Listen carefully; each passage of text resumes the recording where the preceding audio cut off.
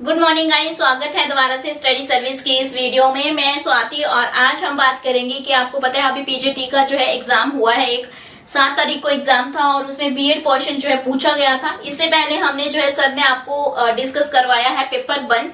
तो पेपर 1 के बारे में थोड़ा सा डिस्कस कर लेती हूँ। पेपर 1 की अगर हम बात करें तो थोड़ा सा उसका लेवल जो है इंक्रीज किया गया था। आपने देखा होगा टाइप ऑफ क्वेश्चन जो है वो थोड़े से डिफरेंट पूछे गए थे।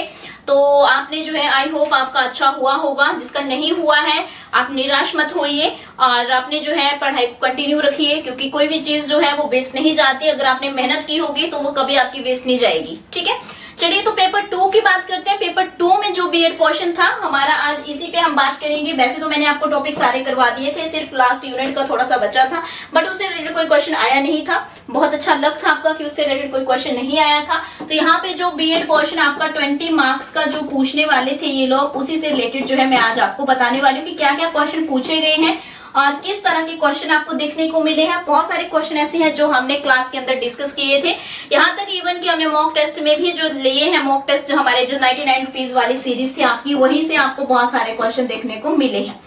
तो चलिए डिस्कस करते हैं कि क्वेश्चंस देखते हैं। फर्स्ट क्वेश्चन हमारा क्या था उसके बारे में बात करते हैं। तो पहला क्वेश्चन हमारा था, यहाँ पे देखिए मैंने आपको जैन वाला करवाया था, जैन ज्ञान मीमांसा आपको करवाई थी, है ना। तो उसी से रिलेटेड क्वेश्चन है, unit number I think 2nd या 3rd है। तो यहाँ पे ज्ञान के 5 चरणीय पदानुक्रम का विचार करता है निम्नलिखित में से कौन है। तो यहाँ पे बताने हैं आपने ज्ञान के विभिन्न स्तरों का उचित जो है क्रम बताना है। तो ये हमने सारे के सारे डिस्कस किए थे। तो यहाँ पे हम जो है साथ में इनको जो है इंग्लिश में भी देख लेते हैं। यस, तो मैंने यहाँ पे ये सारे के सारे आपको बताए हुए थे। मति, श्रुति, मन, पर्व, अवधि, कैवल्य ऑप्शन नंबर फर्स्ट है हमारा। सेकंड ऑप्शन है श्रुति, मति, अवधि, मन, पर्यव और कैवल्य जो है आपका ऑप्शंस था। थर्ड ऑप्शन देखते हैं। थर्ड ऑप्शन था मति, श्रुति, अवधि, मन, पर्यव और कैवल्य। फोर्थ ऑप्शन था कैवल्य, अवधि, मन, पर्यव, श्रुति और मति। तो यहाँ पे आपने जैन धर्म के जो जैन ज्ञान मीमांसा ज्ञान था उसके बारे में आपने देखना है। तो यहाँ पे जो राइट आंसर हो जाएगा आपका ऑप्शन नंबर सी जो है वो आपका यहाँ पे बिल्कुल सही आंसर है। ठीक है जी, तो यहाँ पे आपने जो है ध्यान रखना है, ऑप्शन नंबर सी जो है वो आपका सही ऑप्शन है। नेक्स्ट क्वेश्चन देखते हैं। सेकंड क्वेश्चन क्या पूछा गया है। तो सेकंड क्वेश्चन जो है आपका पूछा गया है, epistemology is the branch of philosophy which deal with the theories of. तो ये सारी थ्योरीज मैंने आपको करवा रखी है। नंबर 1 रियलिटी, सेकंड है एक्सिस्टेंस, थर्ड है नॉलेज और फोर्थ है वैल्यू। तो यहाँ पे ज्ञान मीमांसा दर्शन शास्त्र की वे शाखा है जो सिद्धांतों से संबंधित है। तो यहाँ पे इसका जो आपका राइट आंसर है ऑप्शन नंबर 3rd, यानी कि नॉलेज जो है वो आपका सही आंसर है। चलिए नेक्स्ट क्वेश्चन देखते हैं और आप मुझे कमेंट करके जरूर बताइएगा, क्योंकि आप मेरी क्लासेस अगर डेली देखते हैं तो आपको पता होगा कि ये सारे क्वेश्चंस मैंने करवाए या नहीं। तो आप जो है खुद काउंट करिए कि जो मैंने आपको करवाया था तो वो सारे के सारे क्वेश्चंस आपको यहाँ पे देखने को मिल रहे हैं। आप खुद देखेंगे कि कितने सारे क्वेश्चन जो है आपको देखने को मिल जाएंगे। चलिए नेक्स्ट क्वेश्चन है, who said the education is the man making, it is that why which character is form strength of mind, increased intellect is expanded and why which man can stand on his own feet। तो देखो ये मैंने definitions आपको करवाई थी जब हमने knowledge वाला कॉन्सेप्ट किया था, उसमें मैंने कुछ डेफिनेशन लिखाई थी। तो यहाँ पे ऑप्शन है विवेकानंद, सेकंड है टैगोर, थर्ड है दयानंद सरस्वती, फोर्थ है गांधी जी। तो यहाँ पे जो आपका सही आंसर हो जाएगा विवेकानंद जो है वो आपका यहाँ पे सही आंसर है। ऑप्शन नंबर 1 जो है वो बिल्कुल सही आंसर है। चलिए, तो आप कहेंगे कि एक दिन के बाद ला रही हूँ तो थोड़ा सा जो है हमारा जो है मैंने पहले ही कहा था कि स्क्रीन पे इसलिए नहीं ला पा रही थी क्योंकि यहाँ पे जो है दिल्ली का एनवायरनमेंट ऐसा है, विदाउट एसी आप वर्क नहीं कर सकते हैं।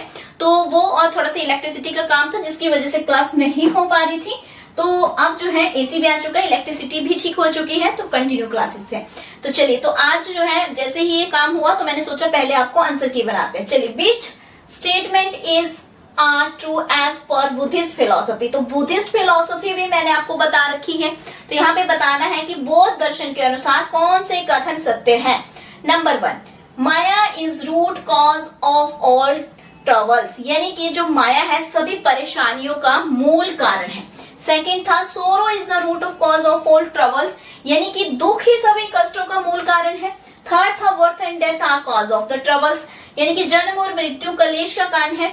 फिर है आपका getting involve in work pure research in the causes of all troubles, यानी कि संसारिक कार्यों में उलझना ही सभी परेशानियों का कारण है। तो यहाँ पे अगर हम बात करें तो आप देख पा रहे हैं यहाँ पे जो सेकंड ऑप्शन है सोरो, ये हमने डिस्कस किया था। दूसरा हमने यहाँ पे जो डिस्कस किया था, थर्ड भी देखा था, जन्म और मृत्यु भी जो क्लेश का कारण ही है। फिर जो है यहाँ पे आप बुद्धिस्ट फिलोसफी की अगर बात करें तो ये किस चीज की बात करते हैं, ये बात करते हैं आपकी कि जो है आप जन्म मरण के मृत्यु के चक्कर से छूट जाए, है ना। तो उसके बाद संसारिक कार्यों में उलझ जाता है इंसान, तो परेशानी का कारण बनता। तो यहाँ पे जो है सेकंड, थर्ड, फोर्थ जो ये ऑप्शन यहाँ पे दे रखे थे आपको, ये सारे सही है। इसका मतलब ऑप्शन नंबर डी जो है आपका वो क्या हो जाएगा, ट्रू हो जाएगा। ऑप्शन नंबर डी जो है वो ट्रू हो जाएगा। चलिए नेक्स्ट देखते हैं। नेक्स्ट है क्वेश्चन नंबर 5। तो 20 क्वेश्चंस थे बट वेरी वेरी जो है आपके interesting and very very easy questions थे। चलिए क्वेश्चन नंबर 5 देखते हैं। Which one of the following is combination gives a correct reason for including philosophy of education in teacher education curriculum? यानी कि यहाँ पे अगर हम बात करें कि इनमें से कौन सा संयोजक शिक्षक जो है शिक्षा पाठ्यक्रम में शिक्षा के दर्शन को शामिल करने का सही कारण बताता है। ठीक है जी, चलिए देख लेते हैं कि क्या क्या यहाँ पे बात की गई है। ये भी हमने डिस्कस किया हुआ है ऑलरेडी, तो देख लेते हैं एक एक जो है पॉइंट को देख लेते हैं कि क्या क्या बोल रखा है। फर्स्ट पॉइंट है philosophy help in understanding education concept of the holistic way. तो यानी कि पूरी तरह से जो है डेवलपमेंट के लिए जो है यहाँ पे बच्चे की ये जो हेल्प करती है अंडरस्टैंड करने में, जो है एजुकेशन में अंडरस्टैंड करने के कॉन्सेप्ट को। होलिस्टिक मतलब होता है कि पूरी तरह से, सभी तरह से। तो सेकेंड है, अच्छा ये सेकेंड था। फर्स्ट है philosophy is an oldest discipline. Third है यहाँ पे philosophy and education are two sides of the same coins, यानी कि फिलोसफी और एजुकेशन जो एक ही सिक्के के दो पहलू है। फिर डी ऑप्शन है philosophy help in developing a better personality of prospective teachers. Fifth option है philosophical analysis of education concept help in developing in rational viewpoint. तो यहाँ पे जो है 5 ऑप्शन आपको दिए गए हैं और आप जो है खुद अनुमान लगाइए कि आपको क्या लगता है कि फिलोसफी जो है वो आपका क्या क्या है। तो यहाँ पे मेरे अकॉर्डिंग जो यहाँ पे आंसर रहने वाला है, आप देख सकते हैं यहाँ पे जितने भी ऑप्शन है होलिस्टिक वाला होगा एक तो, ठीक है। दूसरा यहाँ पे ये एक ही सिक्के के दो पहलू भी मैंने बता रखे हैं। तीसरा यहाँ पे philosophical analysis education concept help in developing in rational viewpoint. तो यहाँ पे सही आंसर क्या हो जाएगा, ऑप्शन नंबर बी जो है वो आपका बिल्कुल यहाँ पे सही आंसर हो जाएगा। चलिए नेक्स्ट देखते हैं। नेक्स्ट क्वेश्चन हमारा क्वेश्चन नंबर 6। तो मैं यहाँ पे देखिए हिंदी इंग्लिश में दोनों में है, आपके पेपर में भी दोनों में दे रखा होगा। चलिए क्वेश्चन नंबर 6 पे चलते हैं। मैं साइड में हो जाती हूँ ताकि आपको जो अच्छे से विजिबल हो सके। क्वेश्चन नंबर 6 क्या कहता है हमारा, क्वेश्चन नंबर 6 कहता है which of the following reflect the sentence to be the taken by a teaching advocating existentialist education. तो यहाँ पे बात की गई है कि निम्नलिखित में से कौन सा अस्तित्ववादी शिक्षा की वकालत करने वाले शिक्षक द्वारा अपनाए जाने वाले रूप को दर्शाता है। मूल्य को सिखाया नहीं जा सकता। सेकेंड है मूल्य व्यक्तिपरक और व्यक्तिगत है ना, value are subjective and personal. Third है value are the essentially contextuals and but objective. फिर है value are drive from market forces. तो यहाँ पे जो आपका राइट आंसर हो जाएगा सेकेंड, यानी कि value are objective and personal, यानी कि मूल्य व्यक्तिपरक और व्यक्तिगत है। तो सेकंड ऑप्शन जो है वो यहाँ पे आपका सही आंसर है। चलिए क्वेश्चन नंबर 7 की ओर चलते हैं। क्वेश्चन नंबर 7 क्या कहता है, मैं एक ही लैंग्वेज में बताऊंगी अब इस बार क्योंकि आपको भी जल्दी होगी जानने की आंसर की। तो the ultimate purpose of the Gandhian education is, यानी कि गांधीवादी शिक्षा का अंतिम उद्देश्य क्या है। तो जब तक मैं भी एक्सप्लेन नहीं कर देती हूँ मुझे भी जो है अच्छा नहीं लगता है कि और अगर डायरेक्ट बताती चलूंगी तो ना तो आपको समझ आएगा अच्छे से और ना ही मुझे सेटिस्फेक्शन होगी। नंबर 1 ऑप्शन है creation of a classy society, यानी कि वर्गहीन समाज का निर्माण। सेकंड है development of a human and awake society. Third है प्रमोशन ऑफ ह्यूमन बीइंग और फोर्थ है का सल्वेशन फॉर ऑल। तो यहाँ पे सभी के लिए मुक्ति। तो यहाँ पे जो है गांधी की अगर हम बात करें तो गांधी जी का जो है आपका यहाँ पे थर्ड जो है प्रमोशन ऑफ ह्यूमन बीइंग्स, मनुष्य की उन्नति की जो है बात करते हैं। तो ये तो थोड़ा सा आपका ऐसा था कि गांधी एजुकेशन भी मैंने आपको उसमें करवाया था और वैसे भी आप थोड़ा सा आइडिया लगा सकते थे कि गांधी जी की जो विचारधारा है वो किस टाइप की, क्योंकि बचपन से आप गांधी जी के बारे में जो है पढ़ते आ रहे हैं। तो 7 का जो है आपका ऑप्शन नंबर थर्ड हो गया। चलिए देखते हैं क्वेश्चन नंबर 8 हमारा। तो आई थिंक क्वेश्चन नंबर 8 हो सकता है कि आगे पीछे हो गया, बट आप क्वेश्चन पे फोकस कीजिए। मुझे जहां तक लग रहा है क्वेश्चन नंबर 9 आ गया है मेरे पास, बट इट्स ओके। आप क्वेश्चन पे फोकस करिए कि क्वेश्चन क्या है यहाँ पे, क्योंकि आपके पास पेपर हो गए। निम्नलिखित में से कौन सा संयोजक भारत में शिक्षा की प्रगति को धीमा कर देता है? शैक्षिक ऋण पर उच्च ब्याज दरें, थर्ड है क्षेत्रवाद, फिर है शहरी जीवन शैली, फिर है जातीय, और फिर है शिक्षकों के प्रशिक्षण पर कम जोर, और फोर्थ आपका फिफ्थ है, यहाँ फिफ्थ हो गया नहीं, हाँ फिफ्थ हो गया। सिक्स है स्कूलों में आईसीटी संसाधनों की कमी। तो यहाँ पे आपने बताना है कि क्या राइट रहेगा आपका। तो यहाँ पे ऑप्शंस बहुत सारे दे रखे हैं, तो यहाँ पे जो आपका राइट आंसर है ऑप्शन नंबर थर्ड जो है वो आपका यहाँ पे राइट हो जाएगा। तो आप एक बार चेक कर लीजिए कि थर्ड में जो है कौन कौन से आपके आ रहे हैं। इसमें थर्ड पॉइंट आ रहा है, फोर्थ आ रहा है, फिफ्थ आ रहा है और सिक्स पॉइंट आ रहा है। ठीक है, थर्ड फोर्थ फिफ्थ सिक्स, यानी कि एक मिनट रुकिए, वेट करिए।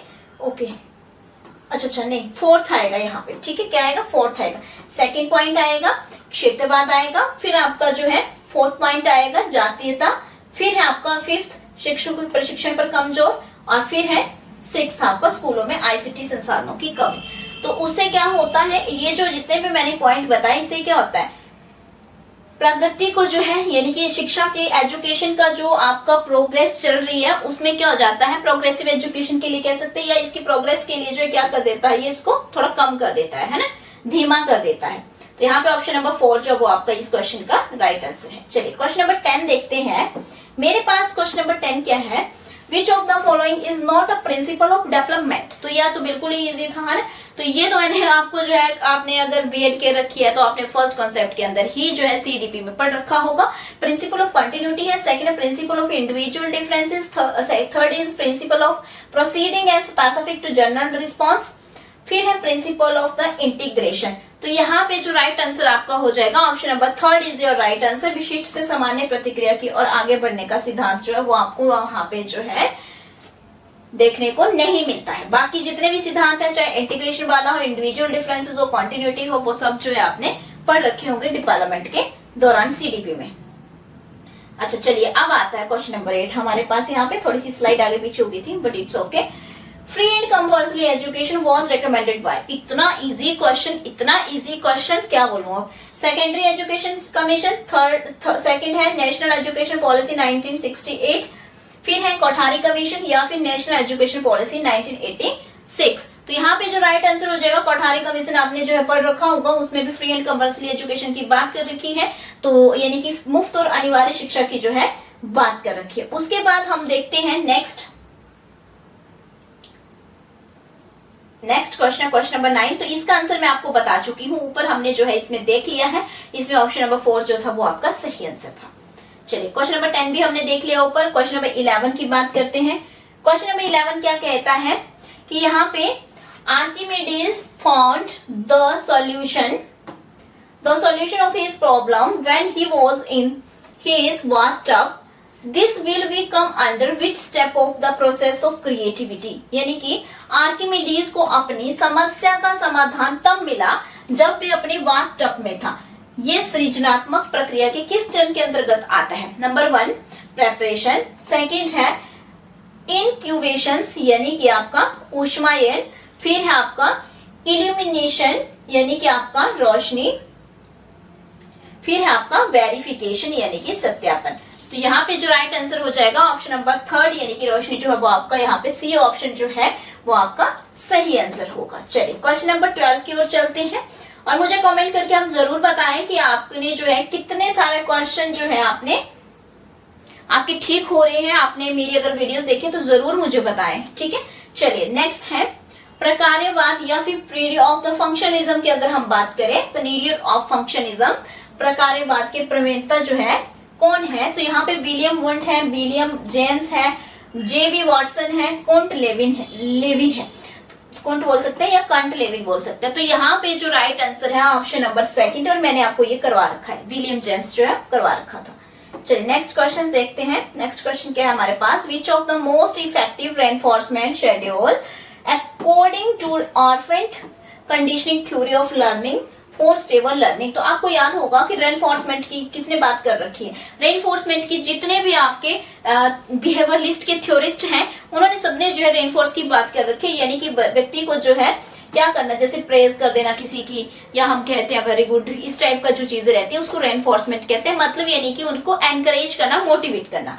चलिए तो यहाँ पे देखते हैं कॉन्टिन्यूस रेनफोर्समेंट की बात कर रखी है यहाँ पे इन्होंने, या फिर फिक्स्ड रेशियो रेनफोर्समेंट है, वेरिएबल रेशियो रेनफोर्समेंट है, फिक्स्ड इंटरवल रेनफोर्समेंट है। तो यहाँ पे जो बात कर रखी है option number third, variable ratio आपका जो है रेशियो रेनफोर्समेंट, यानी कि परिवर्तनीय अनुपात सुदृढ़ीकरण की जो है यहाँ पे बात कर रखी है। तो चलिए तो ये ऑप्शन नंबर थर्ड जो था इसका सही आंसर था। फिर देखते हैं क्वेश्चन नंबर 14 अपना। तो क्वेश्चन नंबर 14 जो है देखिए हल से पूछा गया, वेरी इंपॉर्टेंट। तो हल की अगर हम बात करें तो इनका जो थ्योरी है पुनर्वलन सिद्धांत, यानी कि रेनफोर्समेंट थ्योरी है। Which of the following was the postulated as interlink variables. ठीक है, ये वाले क्वेश्चन जो है कुछ ऐसे क्वेश्चन भी आए हैं जो आपने सीटीपी में पढ़े हैं। नॉर्मली आपने जो है जब बीएड कर रखी है तो उस दौरान जो है आपने सीटीपी में पढ़ रखे हैं। ठीक है, जरूरी नहीं है कि सारे क्वेश्चन आपको जो है जो सिलेबस दे रखा है उसी में से आए, बीएड से भी आ जाते हैं। तो 3-4 क्वेश्चन ऐसे भी आए हैं जो आपको बीएड से आए हुए हैं। चलिए तो बीएड के दौरान सीडीपी पढ़ी होगी। तो नंबर 1 ड्राइव कंडीशन, सेकंड है रिएक्शन लिटरेसी, और फोर्थ है रिएक्शन एम्पलीट्यूड, और फोर्थ है एक्साइटरी एक्साइटेटरी, जो भी है देख लेना एक बार आप प्रोनाउंसिएशन के अकॉर्डिंग, और पोटेंशियल यानी कि उत्तेजक क्षमता। तो यही जो है आपका यहाँ पे राइट आंसर है। ठीक है जी, चलिए तो यही आपका यहाँ पे राइट आंसर है। नेक्स्ट क्वेश्चन देखते हैं, क्वेश्चन नंबर 15। थोड़ी स्पीड मेरी ऑटोमेटिकली ही ज्यादा रहती है हर बार।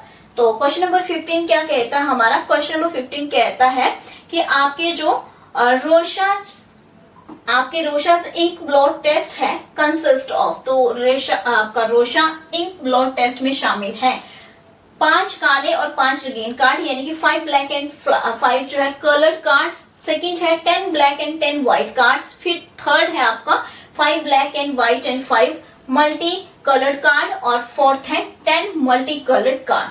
तो यहाँ पे जो राइट आंसर आपका हो जाएगा, तो यहाँ पे ऑप्शन नंबर थर्ड जो है 5 black and white and 5 multi coloured card, जब सही होगा ऑप्शन नंबर थर्ड। तो इसमें से अगर आपने अभी आपका अगर पीजीटी नहीं हुआ है, हिंदी के नहीं थे आप, तो मैं आपको बता दूं कि हमारे पास 99 रुपीज में जो टेस्ट सीरीज है जिसमें आप जो है 20+ टेस्ट हमारे जो है आपको मिल जाएंगे। तो आप जो है जरूर से ज्वाइन करें ताकि आप जो है अपनी प्रिपरेशन को जो हमारे साथ और भी अच्छे से कर सके। और आपने चैनल को सब्सक्राइब नहीं किया है तो कर लीजिए, क्योंकि हमारे मल्टीपल कोर्सेज जो है वो लॉन्च हो चुके हैं और 50% डिस्काउंट पे हमारे सारे कोर्स अभी जो है चल रहे हैं, तो आप उनको जो है ज्वाइन कर सकते हैं। स्टडी सर्विस का ऑफिशियल नंबर जो है 7591046600 है। बाकी आपको जो है मैं यहाँ पे लास्ट में लिख दूंगी नंबर क्या है। चलिए तो क्वेश्चन नंबर 16 है हमारा। क्वेश्चन नंबर 16 है which of the following is not a defence mechanism, यानी कि निम्नलिखित में से कौन सा रक्षा तंत्र नहीं है। नंबर 1 एसोसिएशन, सेकंड है रिगेशन, थर्ड है आपका कंपेंसेशन, और फोर्थ है सब्लिमेशंस। तो यहाँ पे जो राइट आंसर आपका जो है फर्स्ट ऑप्शन जो है यानी कि एसोसिएशन जो है वो आपका सही आंसर हो जाएगा। क्वेश्चन नंबर 17 की ओर चलते हैं। क्वेश्चन नंबर 17 क्या पूछा गया था, तो क्वेश्चन नंबर 17 हमारा पूछा गया था the internship programme in teacher education has been provide to help.